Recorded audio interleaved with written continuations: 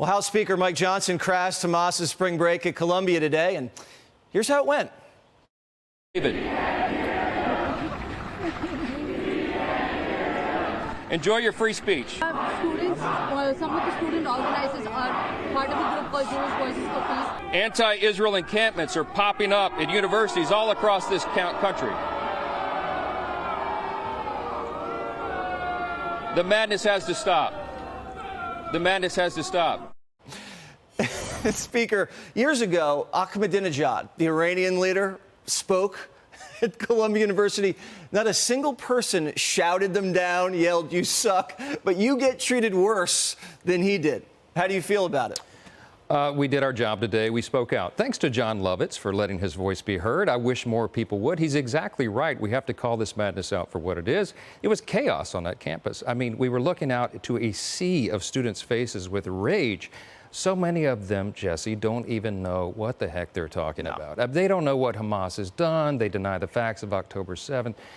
Some of them denied 9/11. I mean, they're out there waving Palestinian and Hamas flags, identifying with terrorists and saying death to America on our own soil. The American people are not putting up with this, and Congress isn't either. You heard Lovitz say he's seeing the beginning of what could be just a massacre, what he saw in Germany, what we all witnessed there. Do you see the beginning of that, or is this just people getting out of control? If we don't bring order to this chaos, it could escalate. I mean, clearly, by some estimates, there was a Fox News report a couple of days ago, maybe 200 campuses have some form of this. Columbia stands out because it's one of the great institutions. It has a revered history there, and they're trampling all over it. This is not the expression of free speech. It's not the free exchange of ideas in the public square. This is threatening and intimidating Jewish students because of who they are, because of what they believe. We met with a big group of Jewish students before we went to the campus, and they're hiding in fear. They don't go to class. They're afraid they're going to be assaulted.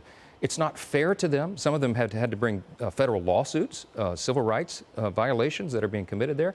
And taxpayer dollars should not be going to institutions that are engaging in this kind of nonsense. If you're an administrator on a university campus, your number one job, the first and most obvious, is the safety and security of your students. If you can't guarantee that, we need to find somebody who can. Yeah, a lot of taxpayer money going a lot of places.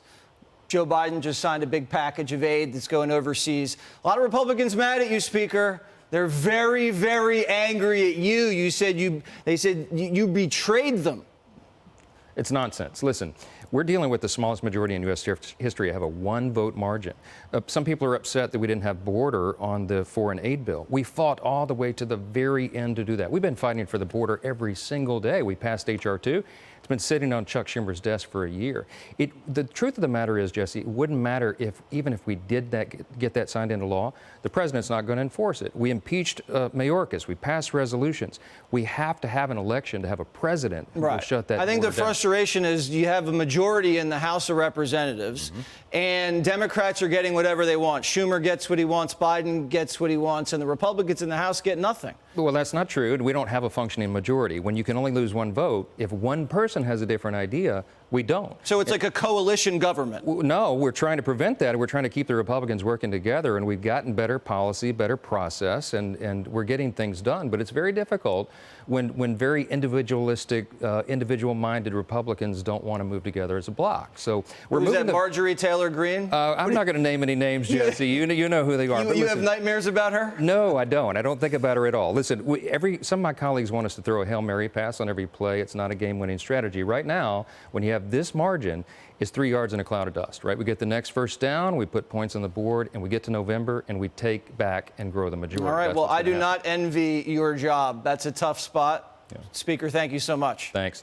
Thanks for having me. Hey, Sean Hannity here. Hey, click here to subscribe to Fox News YouTube page and catch our hottest interviews and most compelling analysis. You will not get it anywhere else.